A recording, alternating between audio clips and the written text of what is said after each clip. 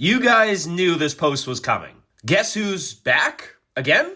At least for the last month, Julio Rodriguez is back to being a top 10 player in all of baseball. And over that time frame, Julio's picked up the slack for a couple of guys who were picking up his slack earlier this season in Cal Raleigh and JP Crawford, who just frankly haven't been as good at the plate over the last month or so. And that's where this all goes back to the positives of having a deep lineup. Though in this case, it's not the guys you add outside of your roster, it's the guys already on your roster. See, when the Mariners acquired Josh Naylor and Eugenio Suarez, they were always planning, I think, to have them bat 4th or 5th in the lineup, roughly. Cal and Julio were always going to be hitting number 2 and number 3 in this lineup, and they were always going to need to rely on one of them mashing. And that's where it works out that as Cal is going through his first major slump of the season, striking out a ton and just not being as productive offensively, Julio's being as productive offensively as he's been all season long. Let me ask you guys this question. Does this Mariners lineup feel quite as deep if you have June Julio and July and August Cal in it batting in those spots? My answer would be no. What is Julio doing differently? Well, he's frankly, I think, just doing more damage on fly balls. His average exit velocity on fly balls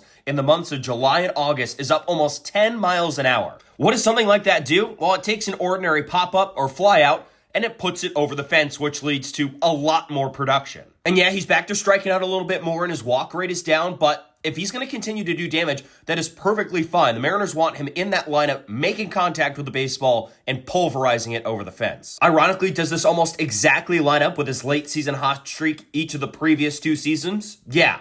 Am I complaining? Not at all. I'm just glad to have him back. What's your guys' reaction to all this? Are you excited to have Julio back? Are you expecting him to keep mashing the rest of the season? Drop us a note in the comments below.